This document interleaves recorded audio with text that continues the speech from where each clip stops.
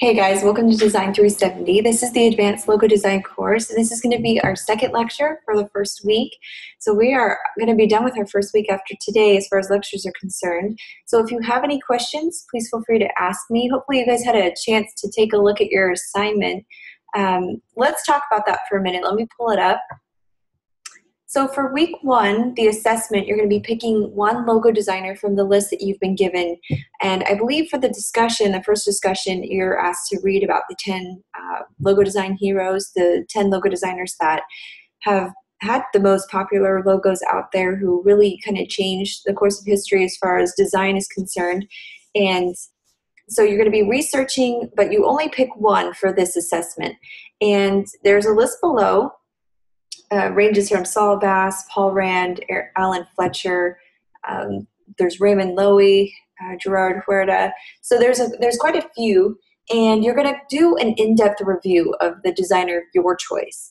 And what you're going to do is research his or her life, and you're going to work to identify influences and techniques and the style that they used in their logo design. So I want you to be thinking about how you can construct your paper. You're going to write about a one-page paper that's anywhere between 300 to 500 words, and I want you to explain the aspects of the designer's life and the work that you admire along with the 3 examples of their logo design work. So I want to see you attach 3 visual examples, and you can put that, I'm not very picky about how you do this. It doesn't have to be laid out. Just throw in, just place it in your Word document if you want. And that should be fine. Now, the grading rubrics have all been posted for this week, including for the discussion. So please, before you submit, check it once, check it twice. I want you to check it as many times. Make sure that you got everything marked off on the list under the grading rubric. That way there's no surprises. I post these grading rubrics so that you know what to expect before you even submit the assignment. And then I hold you responsible for that information. So just make sure you take a look at that. And then let me know if you have any questions. The first week, or in our design class, we don't have any design work really. The assignment is just a review about color psychology, and you're going to review the different colors, what they mean. Each color is going to have some kind of meaning behind it, and you're going to explain to me why a company has chosen to use that logo or that logo color palette. And I want you to be doing some examples for me. Show me some examples. Again, there's a specific way to submit it, so please pay attention to how you'll be submitting your assignments. And let me know if you have any trouble. I will warn you now, usually on Saturday night, there is a whole influx. Since that's the universal deadline for all the classes, you're going to have this influx of people trying to upload their assignments. Hey, Lisa, thanks for joining us today. Good to have you. So I'm just going over the week 1 assignment and the week 1 assessment. Do you have any questions for me?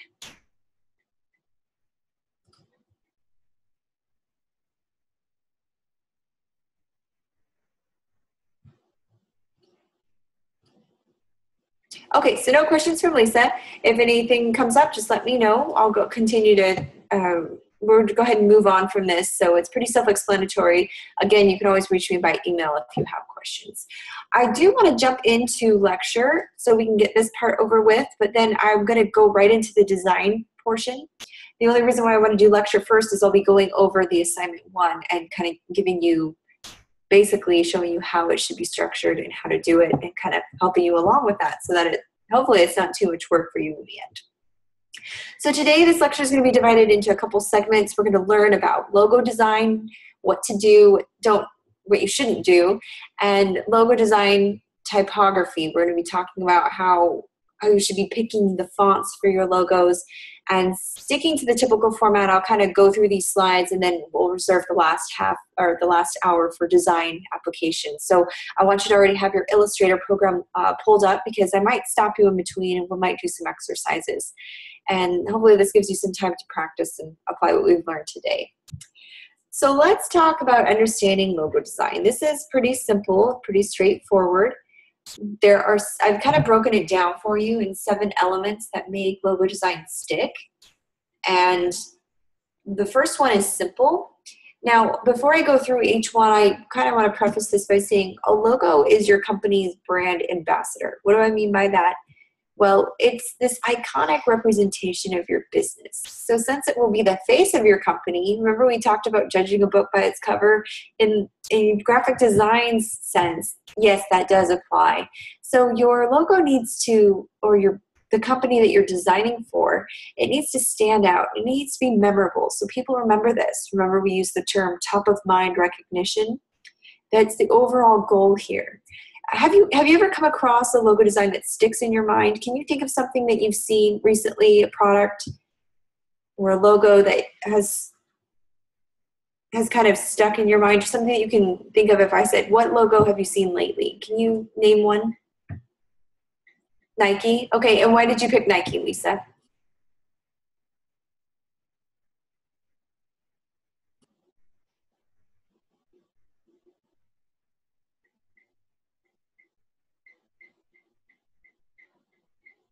And then for those of you at home as well, I want you to think of this question too. So Lisa said she had to buy new shoes for her step sign tonight. Perfect. So it was just the recent product that you had purchased. But when I asked for a logo, that was the first thing that popped into your mind.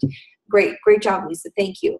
So I want you to think, did a logo ever make you wonder how powerful simplicity it can be? And I'm going to use Lisa's example as Nike. We talked about this yesterday. I don't think you can get much simpler than Nike's icon. Just the swoosh, right? It's so simple. It's just a symbol. And we talked about them dropping the name out of their logo a long time ago. It's pretty powerful, and simplicity can be powerful.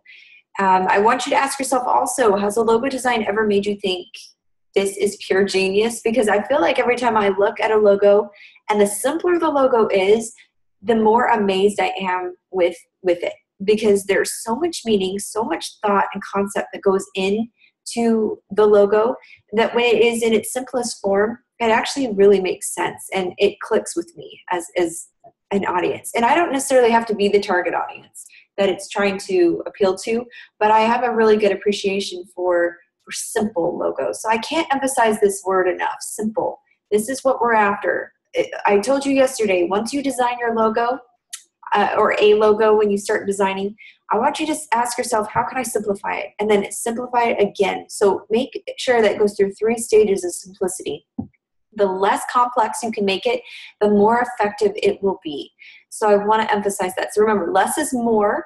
So instead of creating a design that is complex and focuses on creating one that's simple and easy and identifiable. And identifiable in a lot of different formats, because when you design a logo for someone or for a company, it's not just going to be used in print design. You're going to have all different kinds of media formats that you're going to be, your logo will probably be used for, whether it's on web or video or TV, print like billboards or small collateral like business cards and flyers. It will be across the board. So you want to keep it clear with distinct lines and shapes, and you want to avoid adding too much. Lisa, do you remember, this question goes out to all of you at home watching this, do you remember the logo, the Mac logo, I believe? Their first logo, can you remember what that was? The first rendition back in I didn't even remember, was it the 1950s? I have to go back and look. But remember, it was Isaac Newton sitting by a tree, and it was an apple. It was when it first fell on his head, and that was the artwork. I'll see if I can pull it up and show you guys after break. But that was the first logo that they had come up with. It was so complex and it looked like an art piece shrunk down, and it was completely non-effective. And then later they upgraded to just the apple symbol, which now we know is a very successful company thanks to their logo and their ability to brand that in more simpler terms. So instead of this portrait of Isaac Newton under a tree, they've kind of just made it simpler by just focusing on the apple. And so that's a great example of this. So memorable, this is the next word. What comes to mind when you hear memorable? Why would this be so important when it comes to logo design?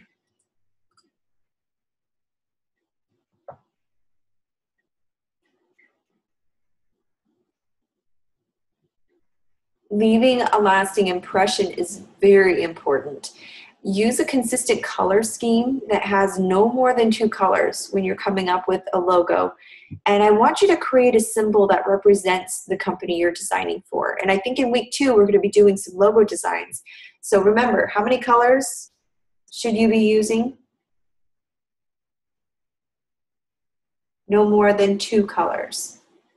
So this will help it stand out in the crowd of millions of logos that there are. So never underestimate the power of visual appeal.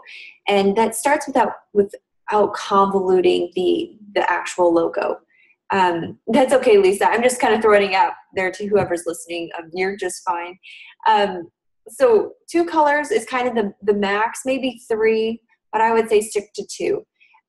This kind of helps it stand out, like we talked about. An ugly logo with a lot of color and complicated fonts will really be forgettable. If you do remember it at all, it'll be, oh, that was a really ugly logo. I'll never forget that. But honestly, the best logo that you can think of is the neatest logo. It's the simplest. It's clean lines, clean colors, not very complex at all. So we're going back to simple. Simple links up with memorable. That's why they're both 1 and 2 on this list.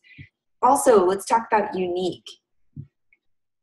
Now, I have a lot of students when it comes to actually designing logos, they think that it's okay to go online and grab one that's already been done and copy that, and that now becomes their logo. In fact, that's more copyright infringement than anything. Unique is important because you can't copy or use cliche symbols or styles that have been used before. Yeah, it's very important to research companies that have gone before. We talked about doing research about the industry that the company is in, and you want to kind of find there's a certain style and finesse that's associated with each industry. A different kind of logo design will be used for a law firm than it would be for a jewelry store or a restaurant or an entertainment center.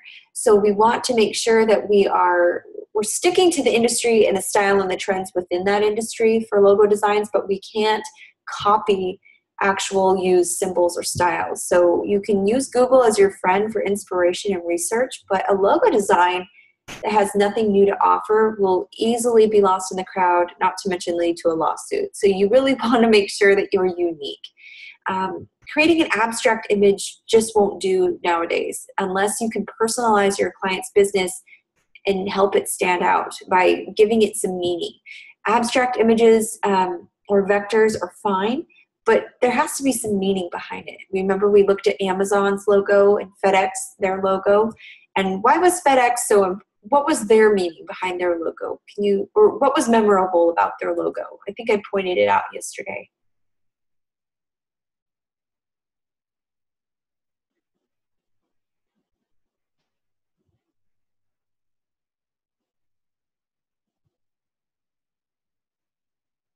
Remember, they had that white arrow in between the E and the X, kind of showing that their company moves forward. They're constantly progressing. They're able to, it's constantly moving, and they're a movement kind of business. So that was the meaning behind that. And then Amazon was products from A to Z, but that happened to create a smile, which promoted customer satisfaction.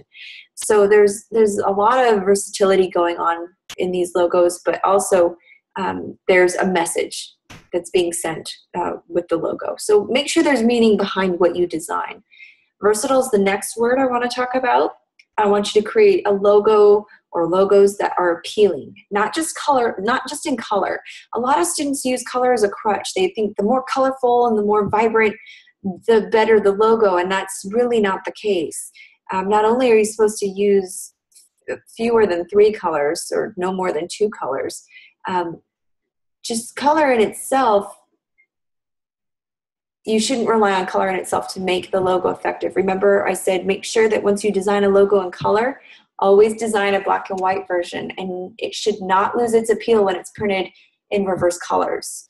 So it should be just as amazing in black and white as it is in color. So and you have to get in that habit anyways, because when you are doing work for a client and you're doing logo design, you always send the grayscale black and white version along with the color version, because the client will need to use it on different types of backgrounds and in materials. So you're always going to need to send that anyway. So it's a good habit to get into, but also it'll show you, hey, I'm losing some detail here, or yeah, this logo can hold its own in black and white. And so then you'll know if you have a winner or not.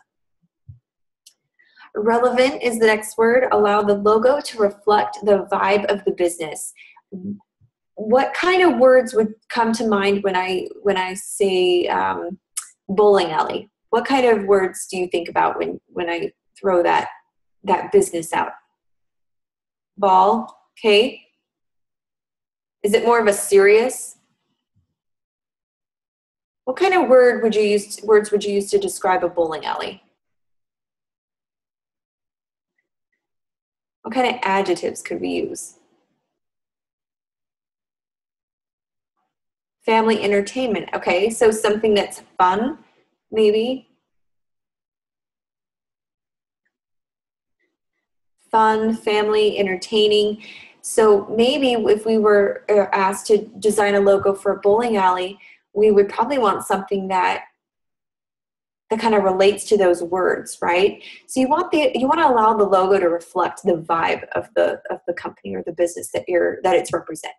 So you're definitely going to want to do research about the industry and your clients, competitors.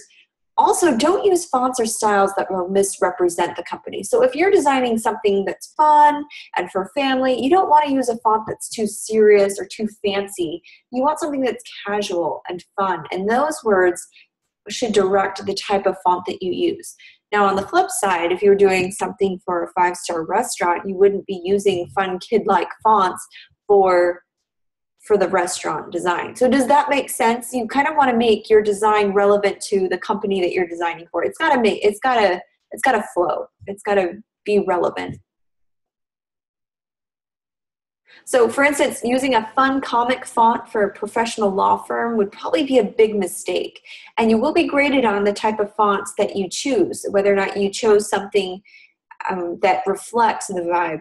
And you really, how can you expect the viewers to take that firm seriously if the vibe of the logo gives a really non-serious effect to it? So we want to just be very conscious of the fonts we use, the typography we use, and colors that we use.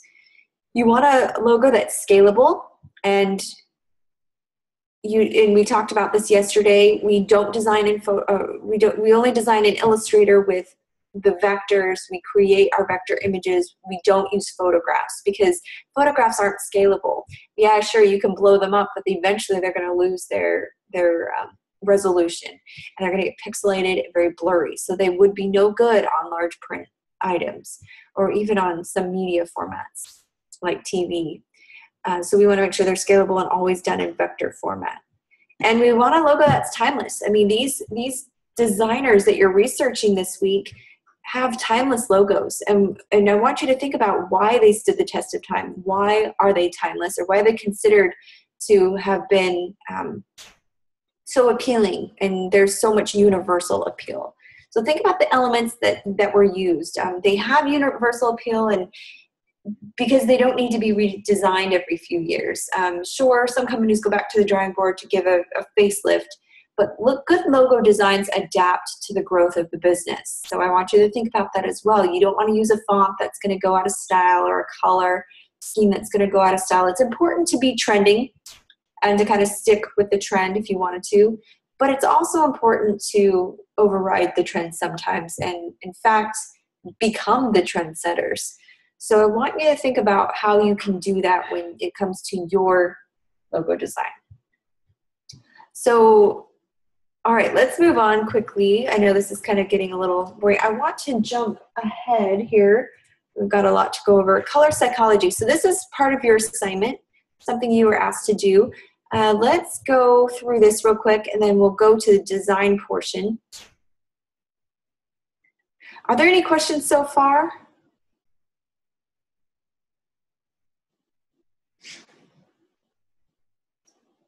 Okay. So let's look at this. This is how I want your assignment to be structured, okay? This is going to be an extremely helpful resource for your assignment, so I want you to pay attention to it. You can even do screenshots whatever you need. But this is kind of how I want you to lay it out. I want you to have a principle, talk about a few lines about the color, and then I want you to have a snapshot of the actual logo and using those colors. So this is kind of the layout that I want you to have, and I don't care how you do it. It can be done in InDesign, it can be done in Illustrator or Word, but I want those examples, the visual examples with a few sentences of the meaning behind the colors. So let's talk about color for a second. Why do you think color is so important in logo design? Why is there so much emphasis in color?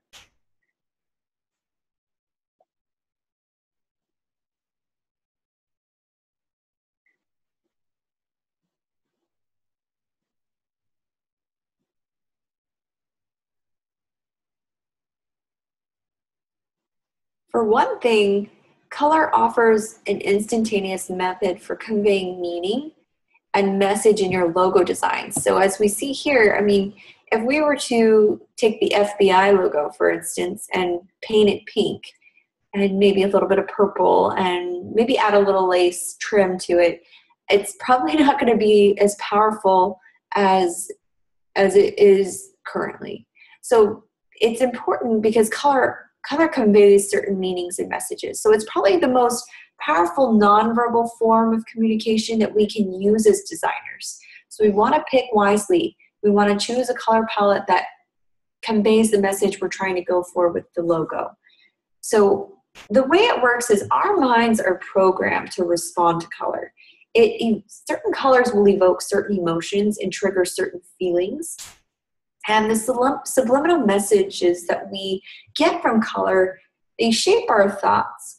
And as humans, our very survival is hung on the identification of color. So we stop our cars for red lights. We go on green, right? We look at the color of certain plants and animals to determine whether or not they're safe for us to maybe eat or touch. So the bottom line is that color is a very important part of our daily lives. It's important for us as designers to use color appropriately and to understand the meaning behind the colors that we choose. So I picked a few colors. Here's red. What do you think of when you see the color red? I know some of the definitions are here, but honestly, what's the first thing that comes to mind when you think of red?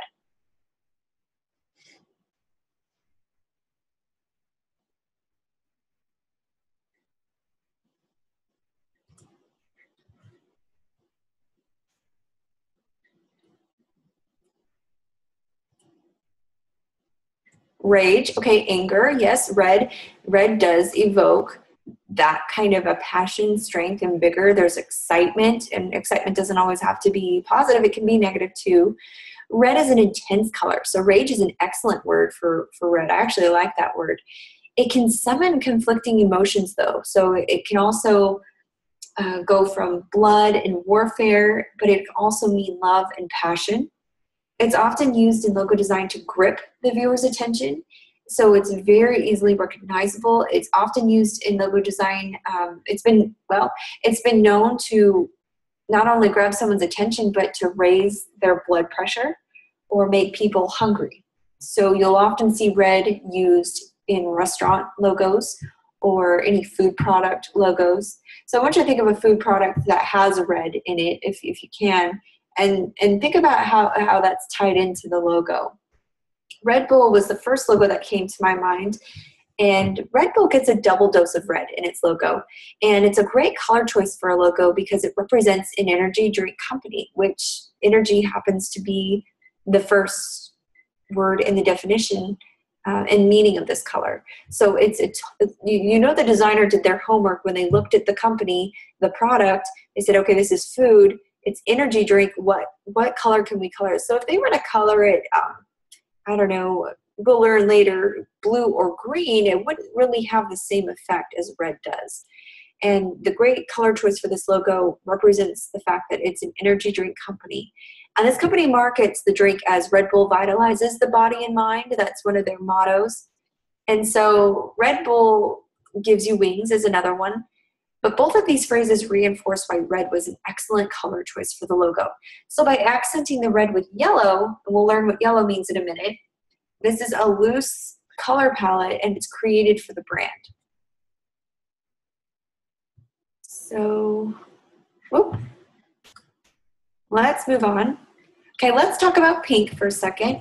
You can see the definitions of pink. This is a more feminine color, and it conjures feelings of innocence and delicateness. It's a softer version of red, but it can also stir up visions of bubblegum, cotton candy, little girls. The color pink is very widely associated with also with breast cancer awareness. And going back to the food industry, you often see come October, the fall, you see pink everywhere, pink products. They've got the pink ribbon. It's Breast Cancer Awareness Month. And so just want you to be aware of that, because as we move into October, even the NFL will sport the pink and the ribbon. So it's very widely associated with breast cancer awareness. It's often used in logos to add a feminine flair. So if you want to appeal to the girly side, this is what color you would use. The pink color is also very prominent in Mattel's Barbie logo. In fact, it's the color choice, and it's marketed to little girls. It's a very fitting color for a toy that happens to have its main market be little girls. And so the typeface also complements. I want you to look at the font. It also complements the color choice because it helps to reinforce the brand's positioning by giving the impression of a young girl's handwriting. So it's more targeted to the little girls, little adolescent girls, but it's very youthful, it's very fun, and so again, it's very girly and soft. So these are the definitions that are associated with this color.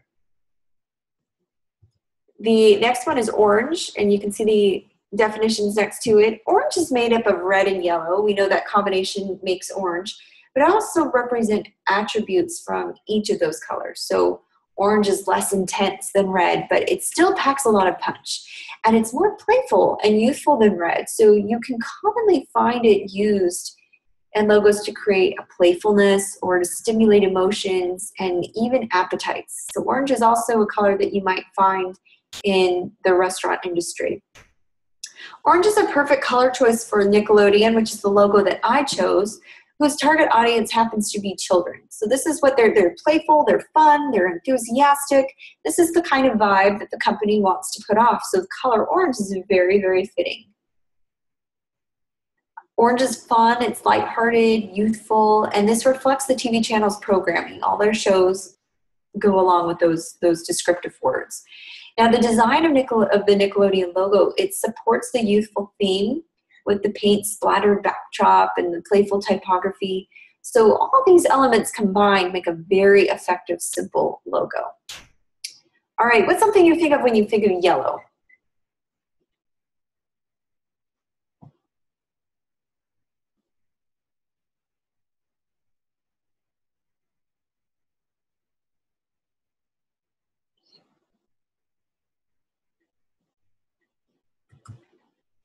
For me, I think of summer. I think of, okay, and you thought of Shell. Lisa said she thought of Shell gas station. That's right, because yesterday we went over that logo, and they do use yellow in their logo. I thought of McDonald's, so that was the logo I pulled, but Shell very well has the same color palette, which is interesting because I'm looking at these descriptive words and why Shell would have chosen it.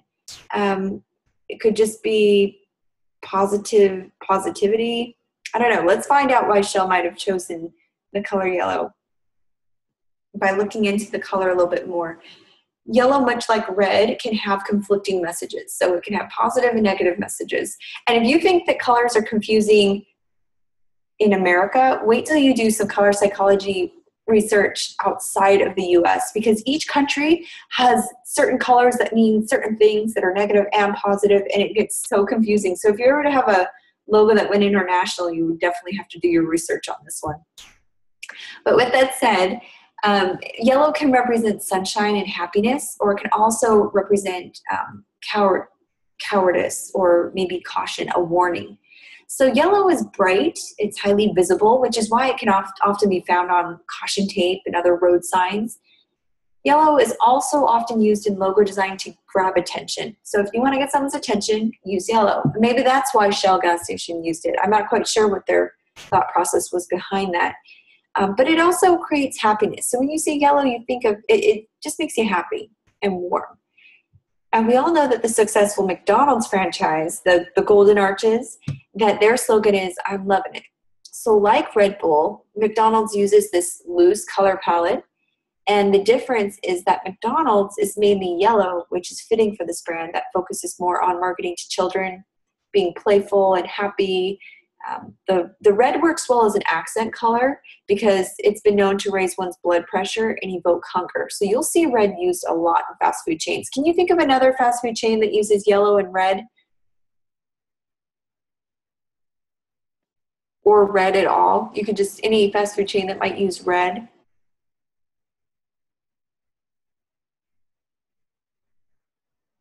Wendy's uses red, absolutely. That was one I was thinking of too.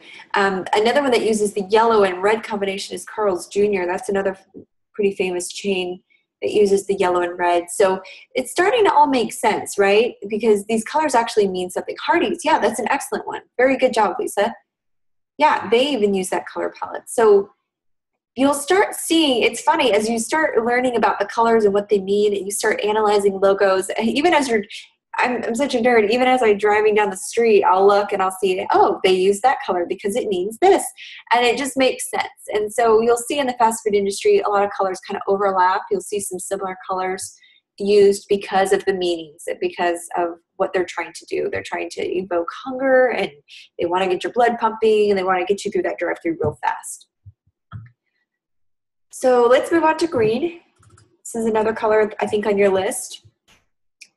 This one, green represents life and renewal. So this is what you'll see often used at spas or anything that's environmentally friendly. A lot of eco-friendly products use green. It's a restful and soothing color, but it can also represent jealousy or inexperience or even money, greed. So you can often find it used in companies that want to portray themselves as eco-friendly, like I said. But green is also a suitable logo color choice for a TV channel like Animal Planet, whose programming mainly focuses solely on nature and animals. So this is a fitting color for it. In fact, they chose a few different shades of this color to kind of make things stand out, to create emphasis. Now, there's a significant amount of controversy surrounding this logo. The color conjures up imagery of jungles, grasses, and nature in general. And I'm not quite sure why there's so much controversy, but other than the fact that, I don't know, it could just be the company itself, but I think the logo is actually very nicely done. Let's look at blue. Now, blue is a very calming color. It can stir up images of authority. It means success and security. So most people can say that they like at least one shade of blue. This happens to be my favorite color. Lisa, what's your favorite color? I forgot to ask this before we jumped in. Blue, okay, so me too. So we're on our favorite color. So it's probably the most popular color in logo design because it means a lot of different things, and because it means power and success and security. And companies always want to evoke those kind of emotions. They want you to feel secure with them and their product. And so a lot of people will use or kind of gravitate to using blue or a shade of blue. Blue can be seen extensively in government, medical, Fortune 500 company logos. A lot of these companies will use this kind of color palette. The blue in IBM is the logo I chose, and they're also nicknamed Big Blue, so I thought this was pretty fitting. This logo represents a company that is very non-threatening, yet it's very stable and established. It's been around history. They've stood the test of time. I think Rand designed this, and so when Rand redesigned the IBM logo, he replaced the solid type with 8 horizontal bars to represent speed and dynamicism. And this is important. These are important adjectives, speed and dynamicism, because this is a technology company, and so they want to always be at the forefront of the technology. They're not slow. They're fast, and they're dynamic in their products that they offer. So this was important, and Rand really thought this through on how he could convey this message through his design. And again, it's a very simple design, and it works, as we can see. So while the logo typically isn't used in its original blue today, it's still a very prominent color in the IBM brand. All right, so let's move on to purple. This is another shade of blue, I suppose. I guess, a combination with blue in it. But purple implies royalty. It's mysterious. It can also be spiritual for some people. And it's a sophisticated color. And because purple is the combination of red and blue, it has both those warm and cool properties that you want in a color. And so the color purple can be found in many education-related and luxury product logos. So anything that's luxury-related, you'll see purple used. The Hallmark company uses the slogan, "When you care enough to send the very best," and I'd add pay the very most, because they are very pricey with their products. So the use of the color purple in the logo supports the marketing message of the company. And so it implies royalty, expense, and sophistication. And this is the kind of things that they want to promote to the public. They want to be this product that is either not hard to obtain, but rare to get, and it is a luxury. So it's reinforced by the crown icon that hovers over it, also representing royalty and luxury.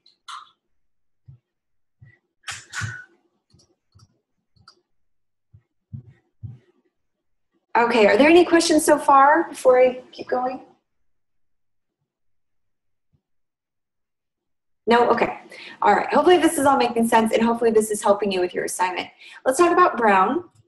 Brown, okay, so for some people this might seem boring. I know for me, I'm not a big brown fan, but it actually does work with some logos and some companies. And I picked UPS because this is the first thing I thought of when I thought of the color brown when it came to the logo that I chose.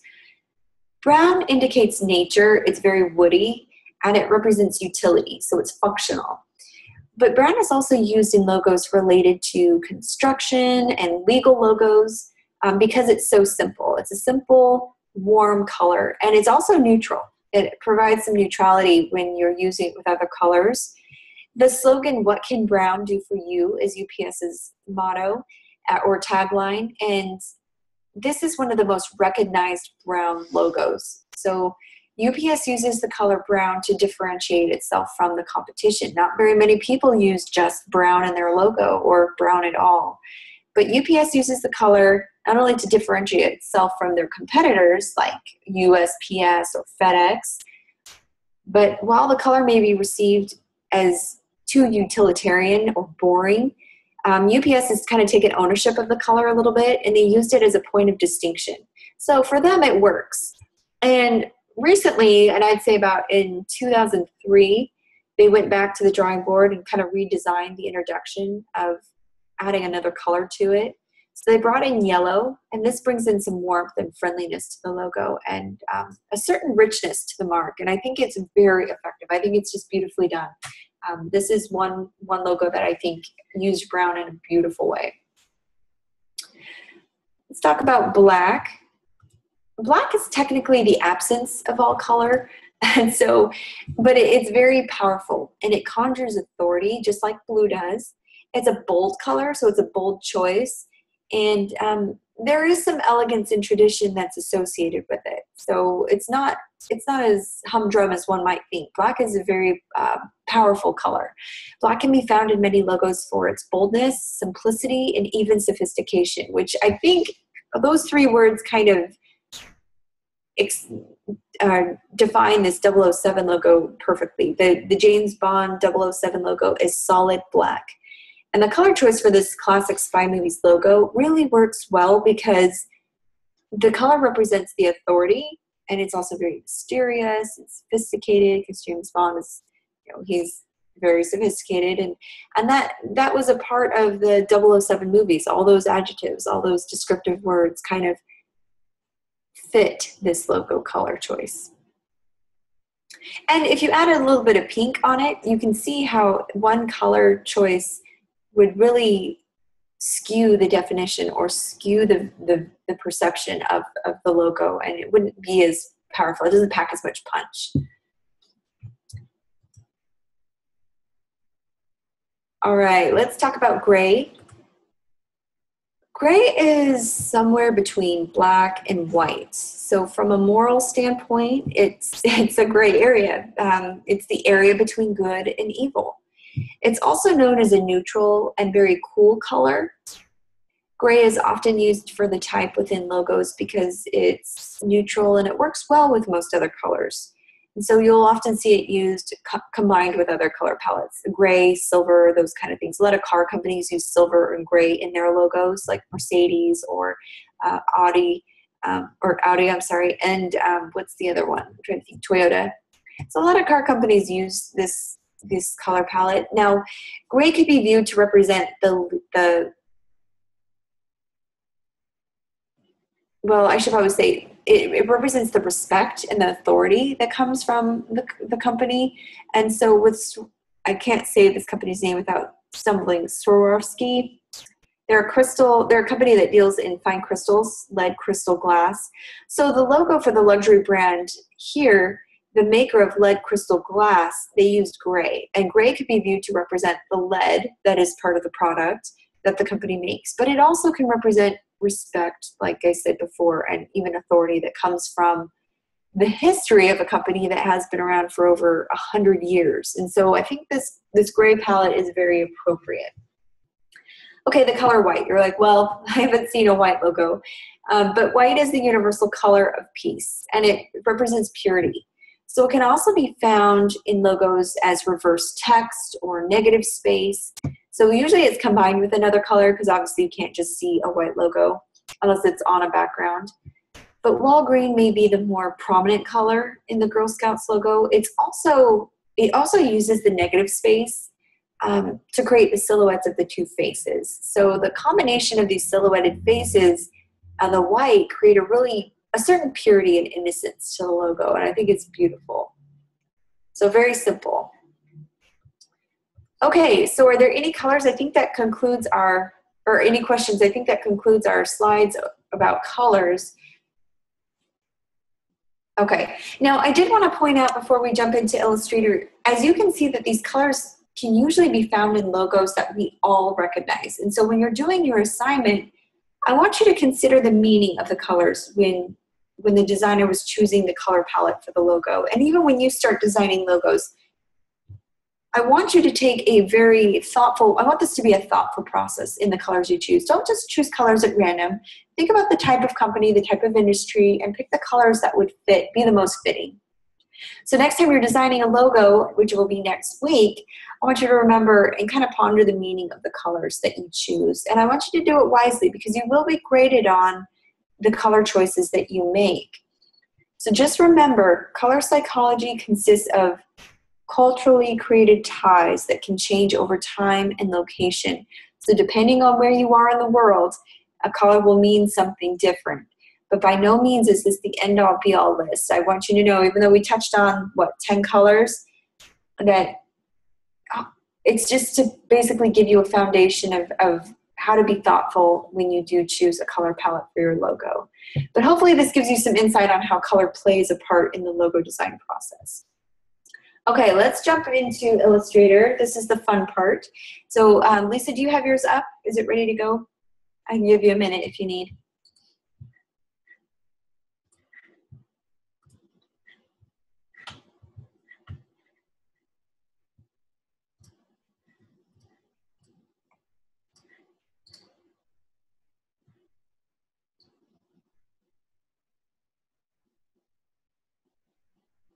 Okay, awesome.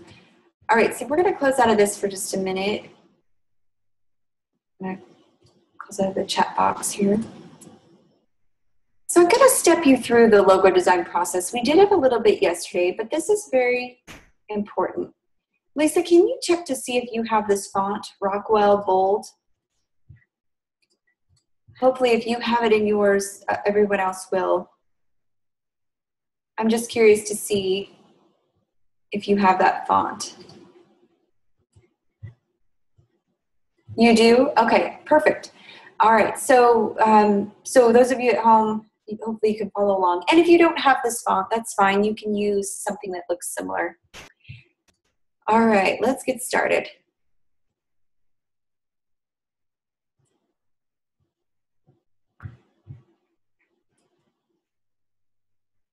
And it looks like we might be coming up to our 10-minute break here pretty soon. But we'll go ahead and try to get started, and then I'll let you design while we go over the break, and then we can come back. Okay, so designing a strong, coherent graphic brand identity is probably one of the most rewarding tasks in graphic design. Branding is an area that encompasses a lot more than just graphic design. In fact, it really tends to bleed heavily into marketing and advertising. And though we're not going to be going over marketing and advertising in this class very much, I am going to emphasize the fact that it's a very symbiotic relationship. They go hand in hand. So in this tutorial, we're going to be looking at the development of this logo here, the logo design. And if I were to identify the key brand value, it would be that anyone can be awesome at what they do. And this logo, the company is Rockable, and products in the company Rockable, they're there to help people acquire new skills and get really good. So this is a business that is in the music industry, and so I'm going to teach you how to do a rock star logo design.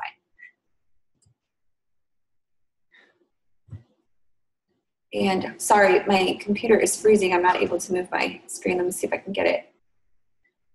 There we go.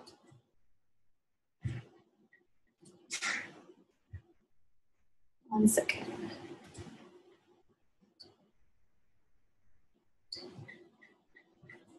Sorry, guys. It is totally freezing on me. Let's see how I can.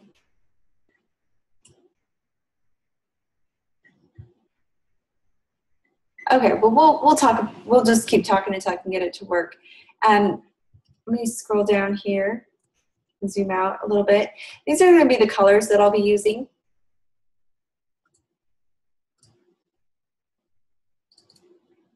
All right, so let's go to this artboard. If you click on your artboard icon, you can draw an artboard, or you can create a new document. So go ahead and create a new document and let me know when you come there, or when you get it.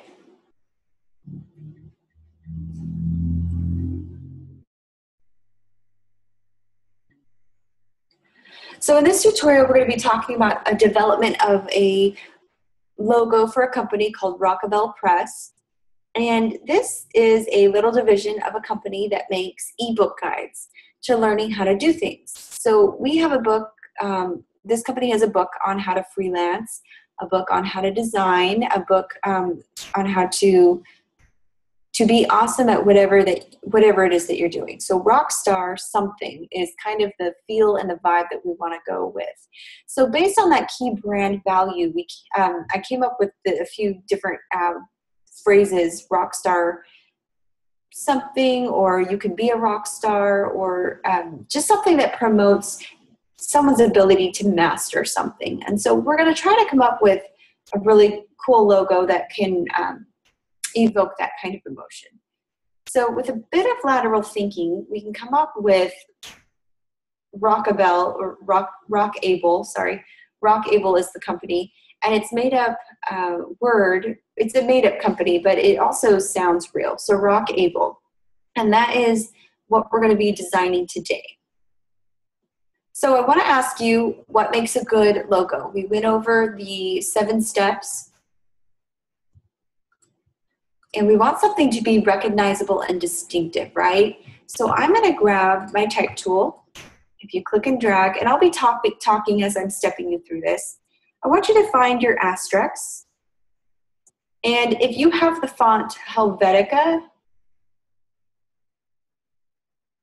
or I'm sorry, not Helvetica, let's do, what was the font I did? Do you have Microsoft? Lisa, or those of you at home, hopefully you have the font Microsoft Sans Serif. Do you have that font up here?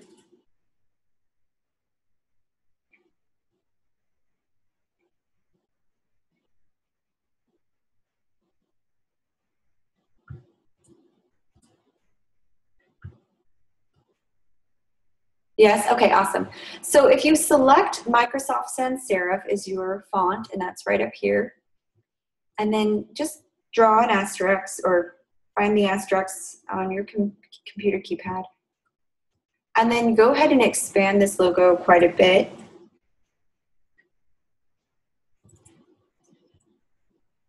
If you hold down Shift and highlight your font size at the top, and then hold down Shift and arrow up or down will increase the size or decrease the size.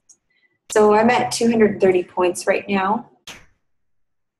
So go ahead and get an asterisk placed in your text box. And when you're at this point, go ahead and let me know. I'm going to continue to talk so that we can understand the concept behind what we're doing. So a logo should stand out and be recognizable amongst all the visual clutter that's out there. You want all these other brands that are similar or not. You want to be different.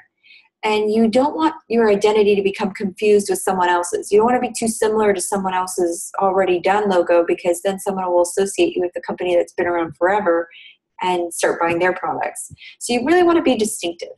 We also want this logo to be usable. So a logo should be usable both in terms of its visual shape and in terms of its application. So for example, if you had a logo that's really, really long, a long strip, and it's going to be hard to fit onto designs, or a really horizontal layout, it'd be hard to fit on vertical layouts and etc. So you'll run into trouble that way. So that's not to say that you can't have graduated logos or long and thin logos, but it's worth thinking about how the logo is going to be used. You want it to be interchangeable. And you might want to get in the habit of, once you've created a horizontal layout, a lot of designers will create a vertical version. We talked about word mark versus letter mark and combination mark. So sometimes they create one of each for that company's logo. So depending on the type of plane that they're using their logo on, whether it's a horizontal or a vertical one, that they can use that logo design interchangeably. All right, so the first step in creating a logo is to decide, is it going to be a word mark or are you going to do a symbol? And a word mark is when the logo is solely text-based. So a symbol-based logo is usually an iconic graphic, and I've chosen this asterisk to do the job for me. This is going to be my iconic symbol, and you'll see it'll look something like this up at the top when we're done with it. Now, a symbol-based logo is usually an iconic graphic mark that's married with some simple text. Famous examples of word marks include Google, Microsoft, Elle, Sony. These are all companies that are very famous but use the word marks as their logo. So like Google is just strictly letters, right? It's just strictly typography, and that's what I mean by word mark. Now, there's famous examples of symbol-based logos like Nike. They just use their symbol. BP, Blogger, Chevron, companies like that will just use their icon. So I feel that it's important to learn to design icon and word mark as much as possible. Personally, I prefer symbol-based logos as they tend to be a bit more eye-catching and unique, because if you're using a font that's available to everyone, then it's not very unique and different. But if you can pair it with an icon that's different, then now you're onto something. So developing a symbol, we're on step one of the design process. So the big question is, what symbol is going to represent this brand? Okay, so we're designing for a company that does these how-to books, how to be a rock star, whatever it is that you're doing. So I want you to choose a symbol that kind of reflects that. And can you visually represent the name itself? So say we were designing a logo for a company called Orange Marketing.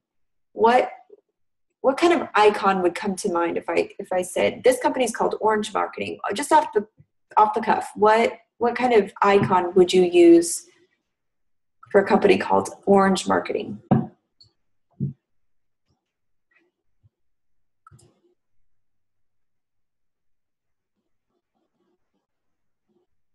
Some might create a symbol, a circle. Excellent.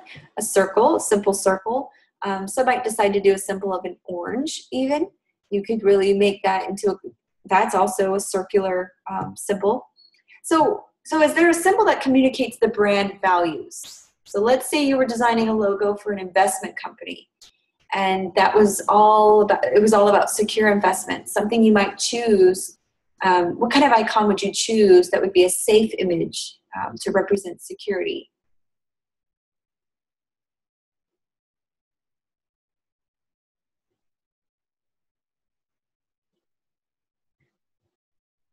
A clock. Okay, that's excellent. That's a good suggestion. I never thought about that. Clock. It can stand the test of time. Investments usually are long term, so a company could use a clock. You could even use money. Dollar bills could be an icon, or a lock. Oh, a lock. I'm sorry, a lock. Yes, a lock. Oh, that's a great. I actually like that one a lot. That would actually represent security quite a bit. That's a great suggestion. Thanks, Lisa. So you want to kind of think about, can you represent what the company does? So in this case, the how to be a rock star, whatever it is that you're doing, how-to books, how could we evoke that? So in this case, for Rockable, I decided that the symbol should be something to do with the word rock star. We're going to link rock star and Rockable, since the company's called Rockable, with being a rock star at achieving something. So first thought, just an asterisk would be good. But since some people call that a star, we don't we could use that and it would be fine just as it is. But then, if we're planning on making the brand Rockstar, I thought it would be neat to write rock with an asterisk, but that doesn't make sense either. I mean, that could flow. There's a lot of different ways you could take this. So then here's an idea that we could do. We could take this asterisk and we can make it into the idea of turning the asterisk into a jumping figure, like I did up here at top. And, after you take some time thinking about what rock stars do, one visual idea that stood out for me was the idea of someone jumping with a guitar in their hand, right? Or jumping into a crowd, or leaping across the stage. So for me, jumping seemed more appropriate to focus and hone in on here.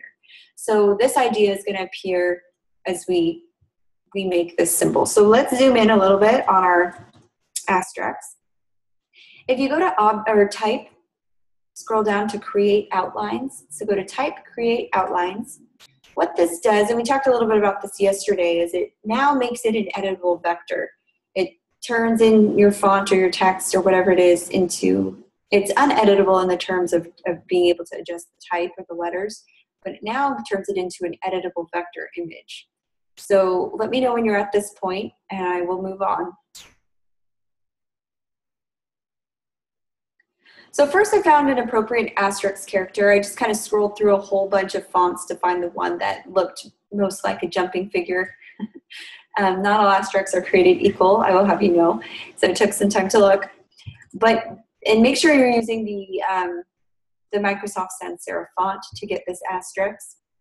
Because some asterisks have extra limbs, and I just wanted this to look like a person. 2 arms, 2 legs. We want it to look like they're jumping. Okay, perfect. Thanks, Lisa.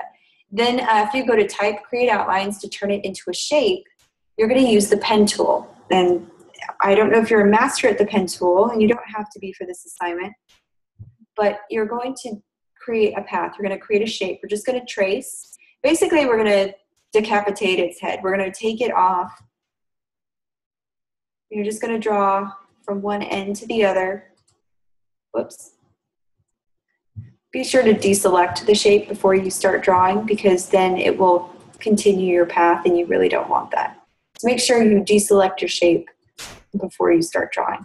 And I'm just tracing the neck, if you will, of this shape. And now it's created a little shape, and you can see that it's right. It's the same shape as what I've got here.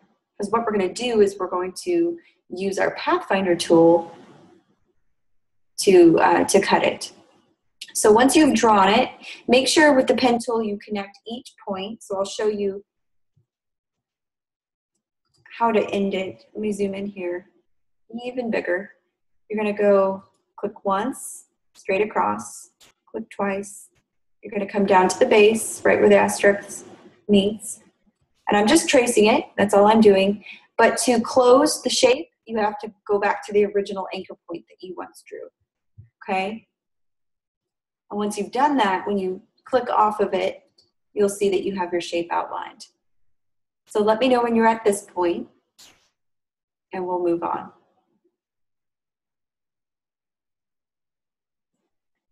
Awesome. You're fast, Lisa. Very good. Okay, so once we have our shape drawn, we're going to go to Window, and you're going to select your Pathfinder. And we talked a little bit about what this does yesterday, and I'll probably go into more depth today, but I want to make sure we get to this point. So if you go to, it can also be found if you go to Object Pathfinder. You can find it that way. Or I'm sorry, not Object Pathfinder, Window Pathfinder. So if you don't see your box up, just scroll down to Pathfinder, make sure it's checkmarked. It should look like this. Okay, once you've done that, you're going to click, let's see, minus front. Oh, I skipped a step. I'm sorry, I apologize. Hold down, let's see, what did I, oh, you have to select both shapes. I'm sorry. Okay, and we probably should do object expand, and then let's do this. Okay, so you can select both shapes, and if you have a little bit of residual here, as you can see this line right here, you can just right click, ungroup, and all you need to do is go to your delete anchor point tool, and it will delete it for you. Did you see that? So I kind of had this little strip here, which got converted. So I just went to my delete anchor point tool. It's one of my hidden tools under my pen tool. And I clicked on this point right here, and it just got rid of that for me. So now I have my Asterix, my jumping guy. All right, let me know when you're at this point. This might be a good place to take our 10-minute break so you can catch up to this if you aren't already. And you're waiting on me. Okay, awesome. All right, so we're gonna go ahead and take our break. We've created our Asterix. When we come back, we're gonna add the typography to finalize our logo design. And then we'll jump into one more logo design, and then we'll go over this Pathfinder tool a little bit more. So go ahead and take a breather if you're caught up to this point. I'm just going to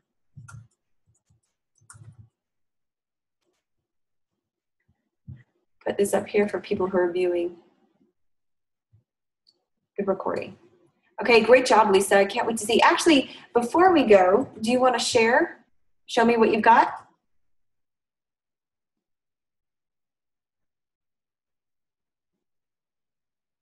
Excellent. I love to see the progress when my students are so quick.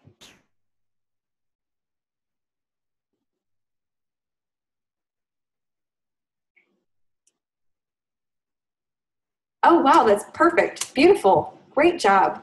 No, that couldn't be more perfect. Excellent. And I see you cut that out perfectly. Great. Oh, that makes me happy. Wonderful job. Excellent, excellent. You were not only quick, but you were very accurate. Okay, so hopefully those of you who are at home, you will be able to create this just as fast as Lisa did. If not, we're going to take our break, and then you can come back. We'll come back and finish up our logo. Thanks, Lisa.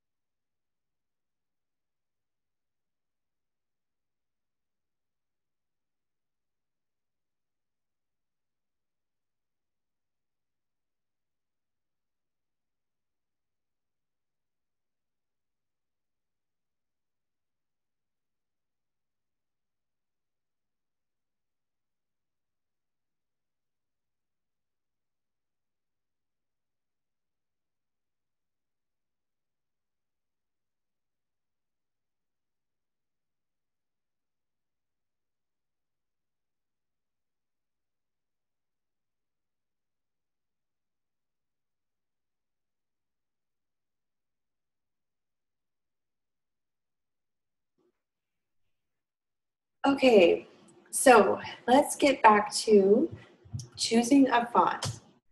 Elisa, are you back and ready? Okay, so the next step is to choose a font to write.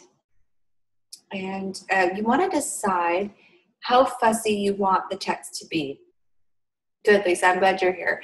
Thank you. So generally speaking, you don't want the elements of your logo fighting each other, right? So if you have a symbol that should be the focus, like this icon here, if we wanted the icon to be the focus, then the text should really be more understated. It should be more of the afterthought.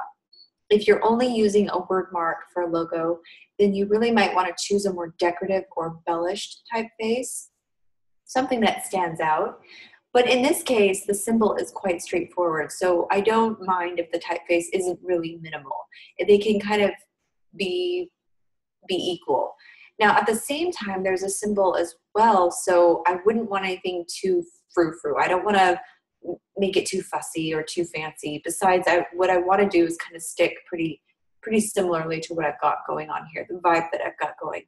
And the next question you want to ask yourself is, what image are we trying to project? So different typefaces are going to have different connotations, different meanings.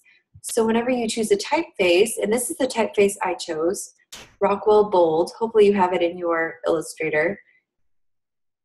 But whenever I choose a typeface, I should be thinking about what it says about the brand, okay? I don't think it would have the same effect if I pick something too fancy or too frilly.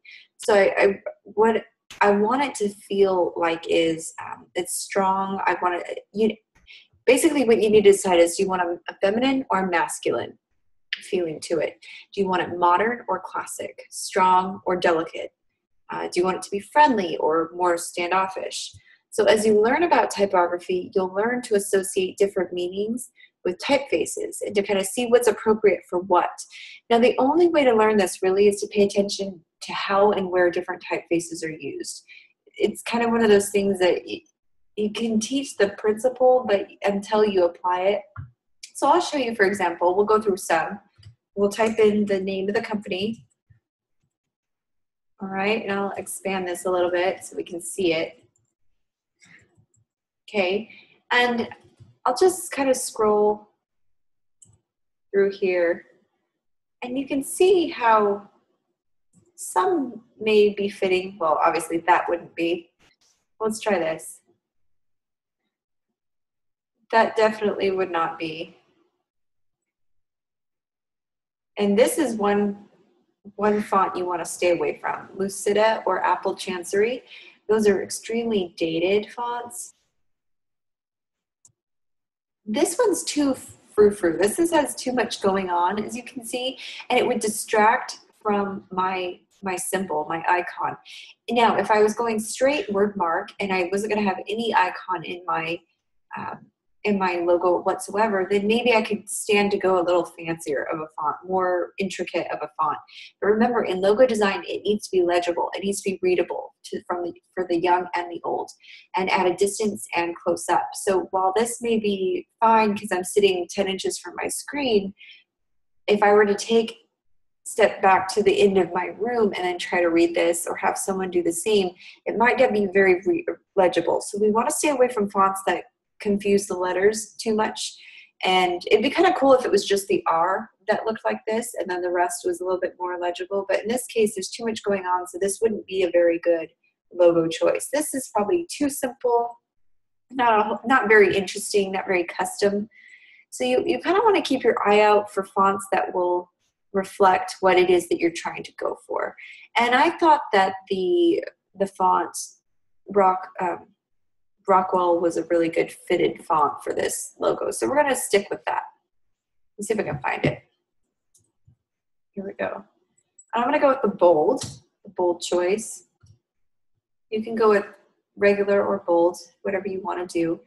Now, the third point I want to make is how readable is the font for your particular word. Now, we just saw how some fancier fonts looked cool, but weren't very legible. So on a particular note, some fonts just aren't very legible, period. So for certain words or for certain letters even, like on one of those fonts, let me see if I can find it.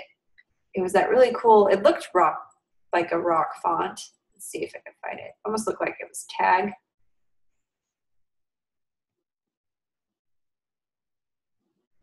Let's see. I have no idea where it was or what it was called, but I think you saw it. Anyways, let's go back to the R's. Actually, it was right here.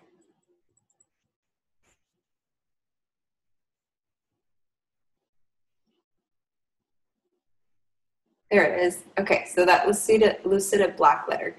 Now this would probably be a font that some students would be like, oh, that's really cool.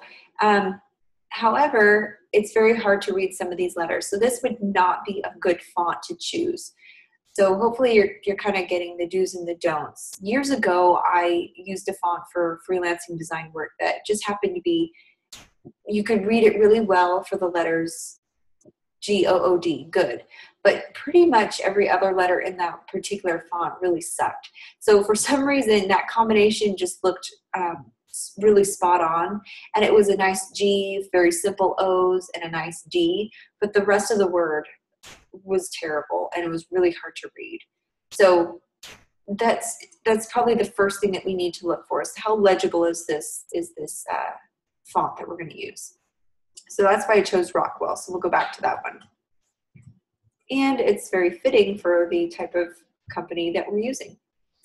Now, how does the font match the symbol that we're using? Well, it's got very square serifs, and the edges are very square themselves.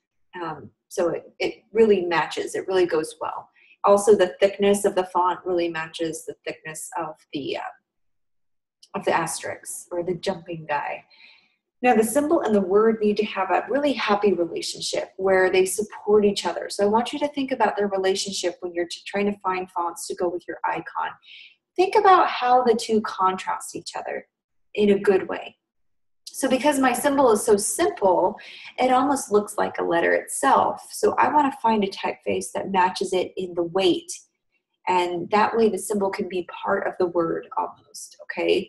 So in this case, this word is a lot smaller than my asterisk. So I'll try to make it a little larger.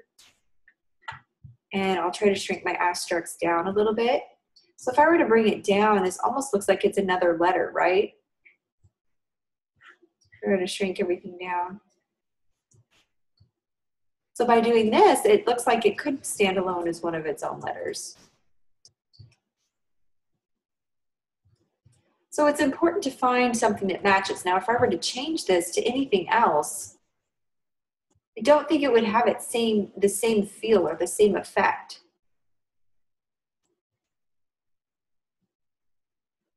So as you can see, some fonts aren't as thick or has as heavy of a weight as the other one. So we're going to stick with this one. Even the regular Rockwell, it's not quite as thick. So I like the bold choice. So we'll stick with that. Now, I have a really very high-tech way of choosing fonts. And if you were to ask me, how do you pick a font for your logo? I'll tell you. Basically, I write the company name down, and then I scroll through my 1,000,001 fonts until I see something that looks good. And that's my secret. That's how I do it. I type the word, and then I just go down the list and find one that fits it.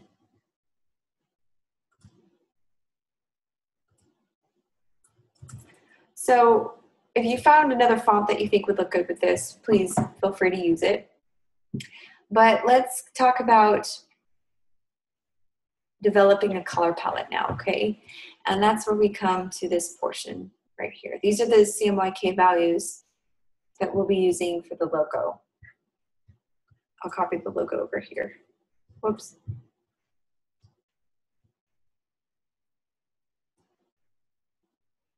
So by using these,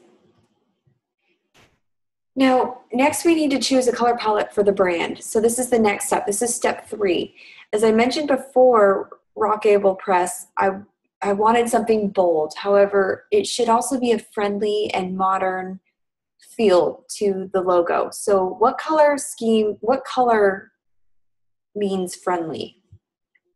The colors that we just went over, can you remember? What color is a friendly color? It means friendliness, warmth.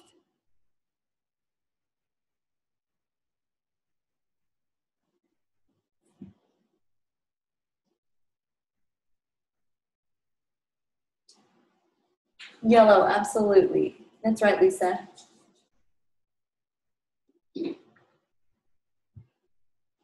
Yellow is the color that means warmth and friendliness. So that's the color I'm going to go for here. So I'm going to use this color. And that adds a really rich contrast to the logo. It's kind of a neat accent. I selected this yellow, which has some magenta mixed in it, so that's a bit warmer than a straight cold yellow. And for the gray, I went with this mixed gray right here. And again, it's got a little bit more hues to it. It's better than just a light, straight light gray. And for the black, I went with just plain black. This is how we're going to add the contrast. Now, your color choice will probably be influenced by some of the factors. Fashion, yes, colors go in and out of style, just like clothes do. So just think about the 80s. And so what's coming back, the whole lot is coming back, actually. And what was once cool then is now cool now. So just colors go in and out of style. Gradients used to be out of style, and now they're kind of slowly coming back. So another thing that you want to pay attention to is industry and competition. If you have 3 major competitors and they all use blue, if you use red, for example, you're going to be very recognizable, and that might be a good thing. And so we want to make sure that we're not getting washed out with competition. So we talked about McDonald's, Carl's Jr., Hardee's. These are all companies that use the same red and yellow color palette.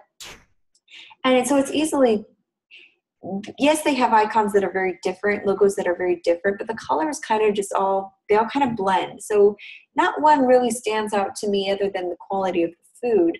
But again, if you're a new company, then you have no way of establishing yourself with the public and being able to get your product out there and recognized unless you first have a good logo. So you don't want to do what the others are doing necessarily.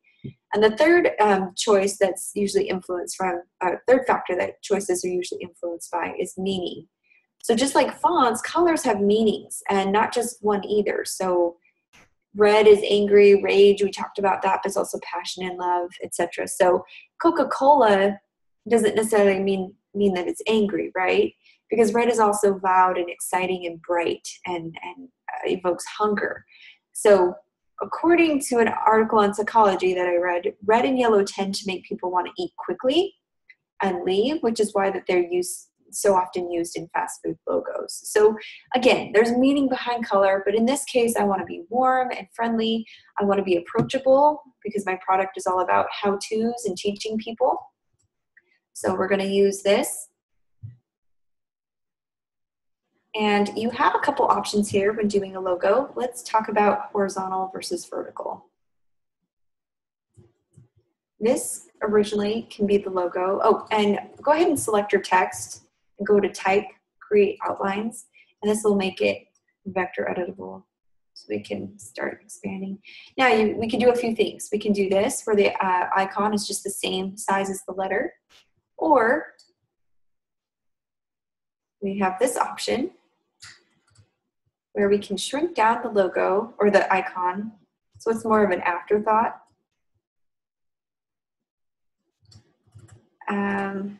Let's see. We could also, let me retype this. Sorry, I probably shouldn't have told you to create outlines, but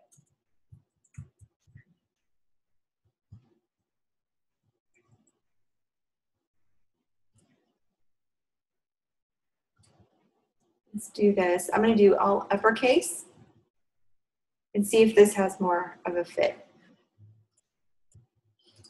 I'll grab this.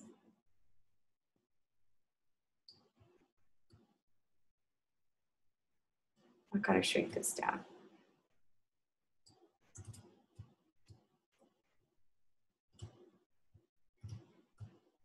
And with icons, you don't want them to be so disconnected like this.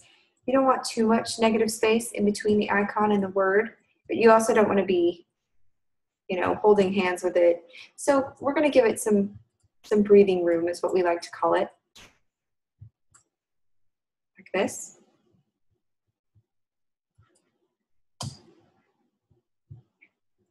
So here's two options, one with the upper caps, one with the lower caps. And I'm going to go ahead and create outlines on this one. Type create outlines. It converts it to vector. So it's its own shape. And we can manipulate the points on the letters now if we wanted to. So here's another option. So one's uppercase, one's lowercase. We talked about making a logo, being careful not to just do a straight horizontal one or straight vertical one. We want to have options. So in this case, I want you to come up with an option for a vertical logo, okay? And I'm going to give you a few minutes here. I'll give you about 3 minutes on the clock, and I want you to come up with the concept of the way you could make it more of a vertical layout. All right, and then I'll have you share your screen. We'll go ahead and put 3 minutes on the clock.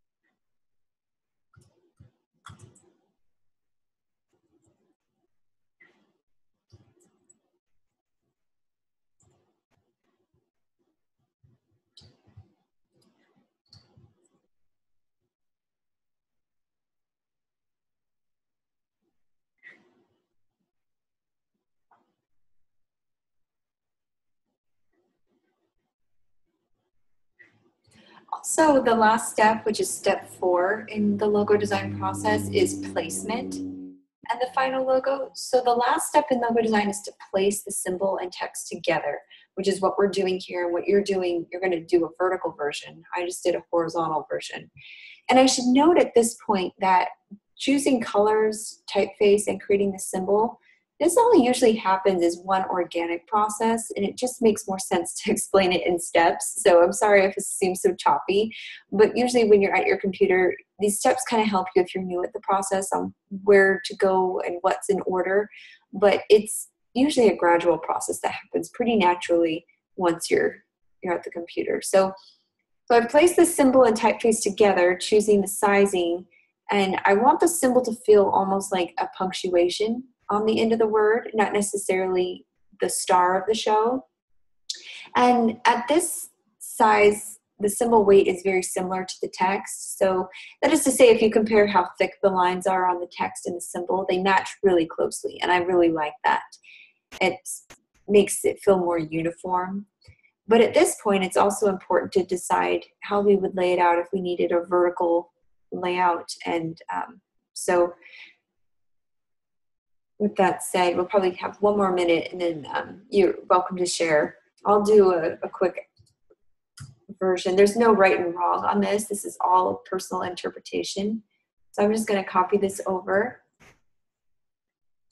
If I were to do something vertical, probably make the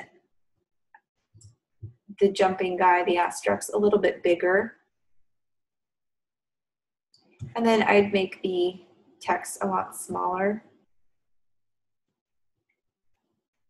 Like this. So by stacking, this adds some more height to the logo. And so it makes it a little bit more vertical. I could even, and my thinking here is where to position the asterisks. Because rock able are basically 2 words, I'm just going to hover this asterisk over the K and the A, showing the division between the letters. And this is probably what I would do. Or you could center it, but I'm not sure if it would center that well.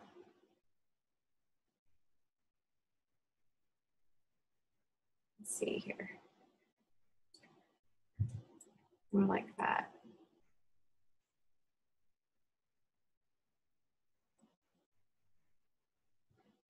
Close enough. Okay.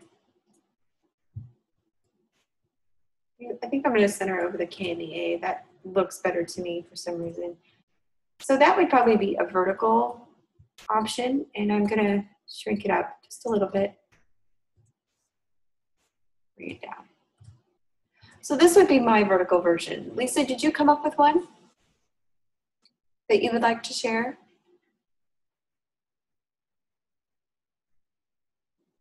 Awesome. Okay, I will go ahead and do a screen share for me.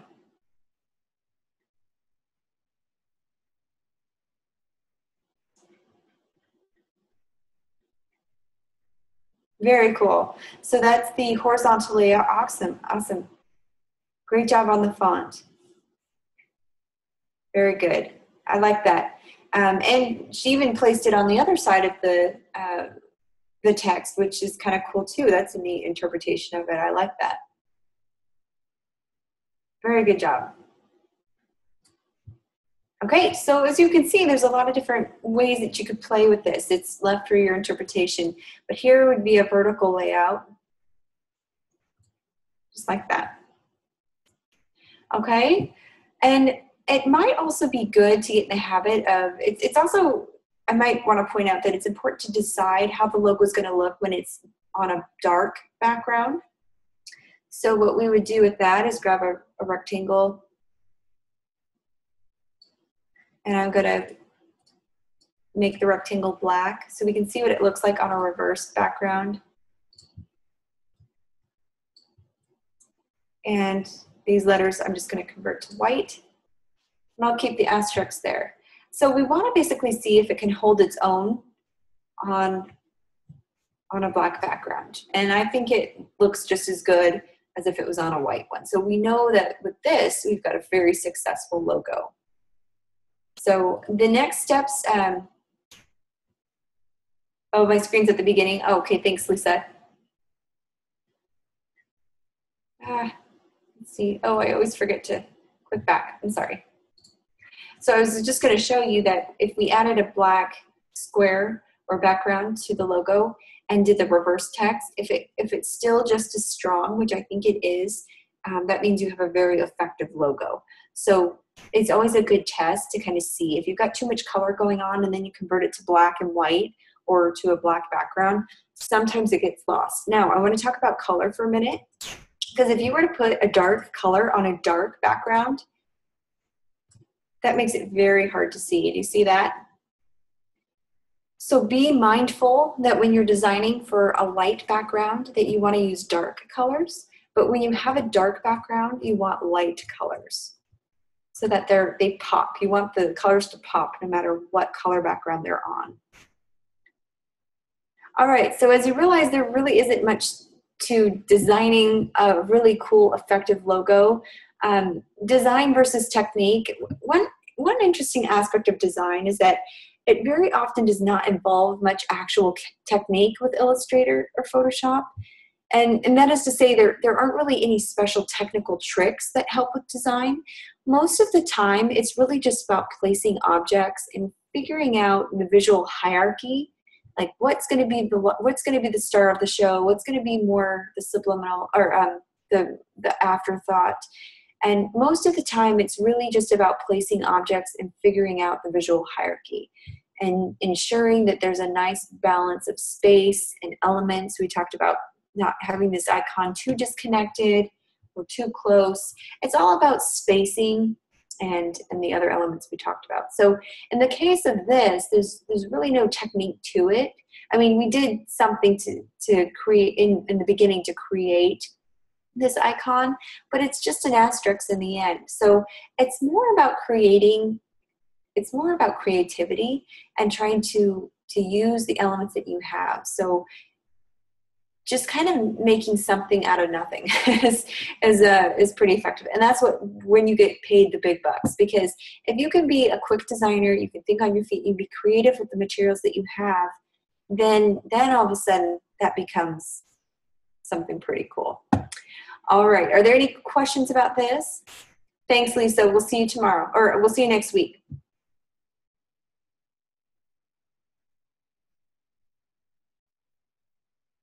All right, if there's no questions, we're going to go ahead and move on. I want to talk about the Pathfinder for just a minute. So let me get set up. We'll regroup here.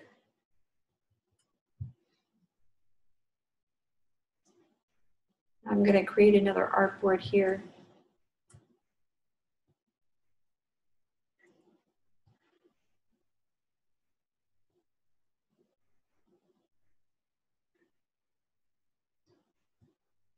Okay, and I'll zoom in, and we're going to do a little exercise. So if you're home watching this, I'd really appreciate it if you follow along. This will make it a lot more entertaining, and hopefully it helps it stick a little bit more. Let me close out of some of my dialog boxes here.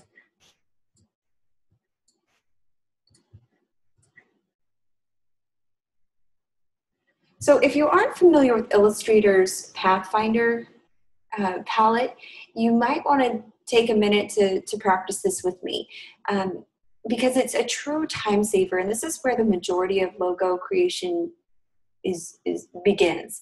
And it's an excellent tool for manipulating paths, and we're going to go over what those are. So first, let me say that Pathfinder is a horrible name for this palette because it doesn't actually find paths. It makes it easy to combine paths. And so the name's kind of misleading, but it divides objects, it subtracts shapes, etc. And so this is what it looks like. This is your Pathfinder tool. It can be found going to your window drop-down menu and selecting Pathfinder. Okay, so to follow along, I want you to open a new Illustrator document or a new artboard, and we're going to create any two shapes that you like. In this case, I'm going to use a rounded rectangle.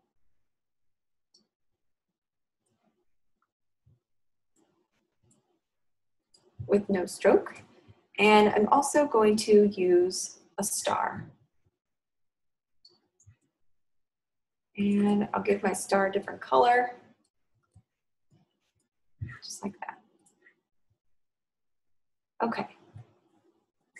So we're going to talk about combining shapes here for a minute. Here we'll be combining the paths of two shapes. So if you select a shape, if I zoom in here, you'll see these blue anchor points. When they connect, they create a solid path, okay? Now, with both shapes selected, I'm going to overlap, I'm going to take my star, overlap it on my black square, and select both shapes.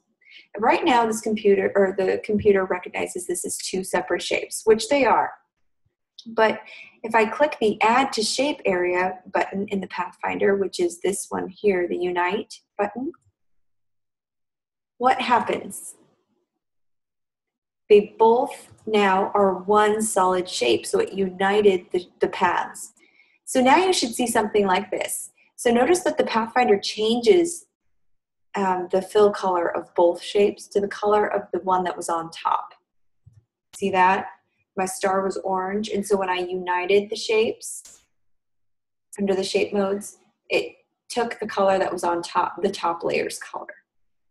So essentially all Pathfinder did was it made a compound path of your two shapes, and it made them have the same fill color. So now, if you immediately hit the expand button, we go to Object, Expand, like this, Pathfinder actually creates a single path to define the compound shape. So note, if you don't hit the expand button immediately after the add to shape area button, it will get grayed out. So you have to do it right after.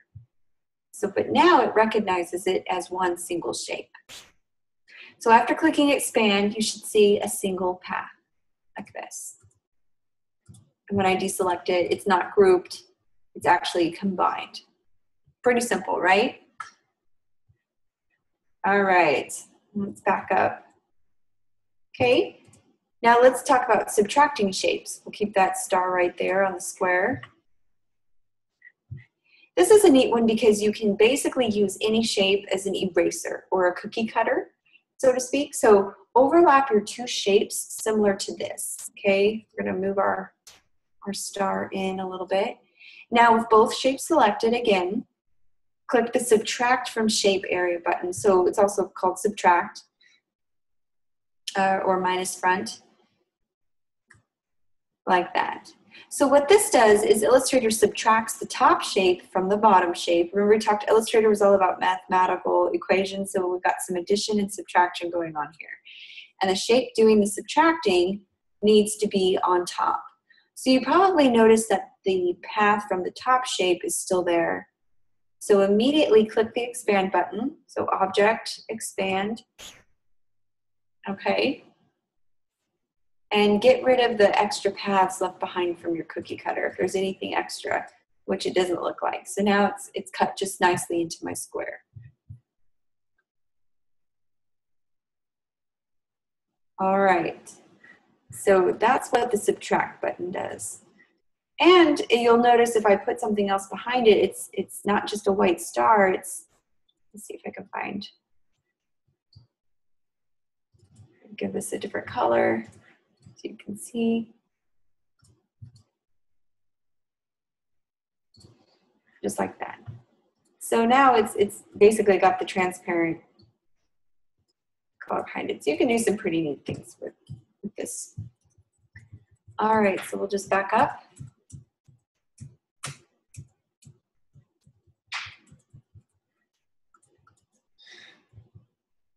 There we go. Okay, so let's talk about intersecting shapes. So keep your star here. The next Pathfinder feature is the ability to intersect shapes. So what this means is overlapping two shapes. So I take my star and my square, and you're getting rid of anything that isn't overlapped. So to start, you want to overlap your two shapes similar to this. Just kind of lining it up. Now with both shapes selected again, oops, you want to click the intersect button right here, the third one in the Pathfinder.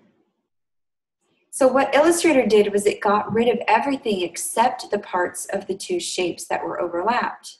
So you can see that this part was overlapping on the square, so it preserved this. And you now have a single clean path made out of the overlapping section. So again, this is a way to create a unique shape. Kind of cool. All right, let's do another one. I'll move my star up here, kind of overlap it here in the corner. Now, this is called, this is how we exclude overlapping shapes. So this Pathfinder feature is the exact opposite of number 3. Instead of getting rid of everything that isn't overlapped, it gets rid of everything that is overlapped. So if you overlap your two shapes like this, similar to this, now with both shapes selected again, you want to click on the exclude overlapping shape areas. So the exclude button is right here. See what it did? So Illustrator excludes any shape area that was overlapping at all, like this. Now, it isn't the case here, but if your shapes are very complex and you see extra paths in the excluded areas, you can click the expand button to get rid of the paths. So object expand, whoops. And if you ungroup, you can move these shapes. So now what it does is it recognizes it as individual, these are individual paths. These are shapes with their own paths. So you can do some pretty neat things with this tool. So I just want to encourage you guys to explore the Pathfinder for a few minutes on your own and just kind of play around with it, get to know it a little bit better. It just I think it makes my life a lot easier, and I think it will make yours too. So with that said, I'm going to go ahead and move on. Hopefully you had a chance to try it out. Okay, and I'm going to go ahead and pull up the last of the PowerPoint slides. Give me 1 second, I accidentally closed down a bit.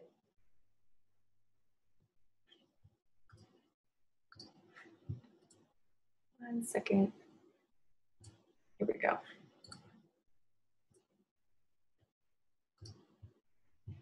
All right. And there we are.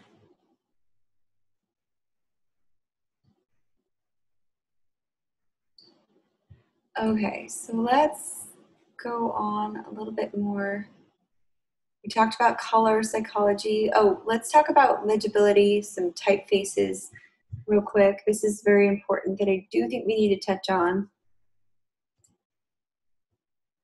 Okay, so let's talk about the art of typography for a minute. The original meanings of the words typeface and font have become blurred throughout common usage, I think because we use it so often that we kind of confuse the two. But both now tend to be used to describe the various types of letter forms that's out there and that's available to designers and printers. And typefaces, the term typeface, it was actually originally used to identify the design elements in a letter style, bold, underlined, or even italicized. So as you can see here, we've got the bold, underline, italics. Bold type can add emphasis or strength to the style of font. So like the font that we decided, or that we used tonight for our logo design, we used the bold version of Rockwell. And I thought that added a lot of more punch to the logo. It didn't look so sissy. It was actually really strong, strong font. And I thought by bolding it, it made it even stronger. Underlined font or underlined type, it's an effective way to emphasize the title of a document. It can also be used to call attention to an important section of the text. And italicizing type, it can also emphasize an important word or passage of text that we're all familiar with. So these are certain ways that you could add emphasis in your logo designs. But when we're talking about font, let me skip ahead here. The art of typography. So the term font was originally used to identify a family of typefaces, right? So for in Times New Roman or Arial, this is a family of typefaces. They have bold, italicized versions, condensed versions, all within the family. And the fonts below are all members of the Futura family. So this one here that you see, and their height is about is measured in points. So when you increase the points of your font, the font gets bigger. If you decrease it, the font gets smaller. Now, serifs are extended corners at the ends of a letter, and sometimes it's appropriate to use the serif fonts. Sometimes a sans serif font is needed. Sans serif font usually is more contemporary use, more modern use of logo design, and then use the serif fonts to be a little bit more traditional, and it's a little bit more legible if you use serif fonts. Serif fonts are the most legible, and they're commonly used for large blocks of text. Their wide horizontal baseline emphasizes the line of text for the eye. And it really makes reading more comfortable. It kind of flows into the next letter a lot easier. So that's why some of your English teachers might say to use a serif font when you're typing up a paper or something, because it's a lot easier to read. Sans serif fonts are simply fonts without serifs. So there's nothing that connects or leads to the next letter. Because sans means without in French, so they're also sometimes called Gothic fonts. But oops, let's go back here. Let's talk about legibility and style. Fonts are usually selected for either their legibility or their stylistic effect, which is the whole reason why we pick fonts for our logos, right? Legibility is the measure of how quickly a font can be read. And the balance between legibility and style is probably one of the most important factors to be considered when you're choosing a font for design. And it's actually a learned art. You have to kind of, like I said, practice it. I told you my system for finding the right font for the logo that I'm designing. I just kind of scroll through and find one that fits. So you kind of just have to get a feel for it, and it comes with practice. Serif fonts like Times New Roman, here in the very legible, the red, this is the easiest to read. They usually appeal more to an older target audience who are more concerned with content and style. The orange one, remember we talked about too much fussy, too much fancy, too much going on in a word mark logo. These are considered novelty fonts, and they're fun, but they're less legible and they tend to date quickly. So you don't want to be too, I would say even steer away from them. They tend to appeal more to younger target audience, which is so tempting for students because they want to gravitate towards these already cool designed fonts, but too often than not, you kind of prefer the style over content, and it can kind of, the message can get lost. So I would say kind of steer clear of the too much going on in a font, because then it distracts from your logo. This calligraphic or script fonts, this yellow one here, especially in capitals, these are often the most illegible. So I would say steer clear of anything that you can't read from a distance. And I don't mean from your computer screen when you're sitting at your desk. I mean from the end of the room, back of the house. If you can't read what this says, then please don't use it for your logo design. All right, so let's talk about font selection. Now, an important step for a company's success, or for a designer's success when they're designing for a company, is choosing the right font design. That's the first and most vital step in making an identity for the brand or for your logo. So with the right font, you can become instantly recognizable to customers. Even though you're using a font that may already be out there, it's the way that you customize it. So there's no denying it that font selection is all important step, and you will be graded on the type of font that you choose for your logo. How well does it flow? Is there continuity to it? Is it distracting? Is it legible? And those are going to be big factors into your, I even put that in the grading rubric, I believe. So there's no denying it that font selection is important. So make sure that you're building an image, building a logo around a very sturdy, strong font. And you want it to stand out from other brands that are being used, right? You wouldn't want to borrow the same font and style for a logo for one logo as another company's using. You want it to be different. And I know it seems like the lazy man's approach, but a lot of people do that, and unfortunately it just hurts the designer. So this also causes confusion when you take what other people are using, and you can even offend potential customers, not to mention get in a lot of legal trouble. So try to steer clear of, it's important to look at what's trending, but kind of put your own creative spin on it. All right, so let's talk about, okay, so popular brands, I wanted to mention, they use very recognizable fonts, like Coca-Cola. You recognize that font right away, right? IBM, Disney, Ferrari even has their own stylized font. And so you simply could not separate the font from the business. The two are so integrated, they're so connected. And this is the mark of truly successful font use. And it seems like the graphic designers got it right, because only the best businesses have achieved it. And it's usually the ones that have stood the test of time. So as you're looking at your logo designers, your 10 logo designers, and you're researching them, and you're looking at logos that they designed, I want you to pay attention to their font use, the colors, the spacing between elements. I want you to look at just their overall style. And when you're selecting a font to design for a logo, I want you to keep in mind that fonts are really, really important area of expertise. They're the most effective, so it's very important. There's a lot of weight that's put on fonts. Okay, so where do you find fonts when you only have so many in Illustrator or in your computer's library? So one of the most common questions that occurs when choosing a font is serif or sans serif, and how do I pick one that's not boring or one that's been used to death? There's a lot of great places to start your font search. Dafont.com is one, although I've had some issues with it. A lot of students have complained about viruses and other things because it's been around for a while. And websites that have been around for a while usually start getting problems when they're free downloads. Fontex.org is another one. Urbanfonts.com, I even put that one here. Search free fonts, font.com, Font Squirrel. If you just Google free fonts, that should usually help. But make sure that they're copyright free or royalty free. Those are important. It's really important to to make sure. So because royalty free means that the designer won't require you to pay them to use it. So you'll want to just be aware of that.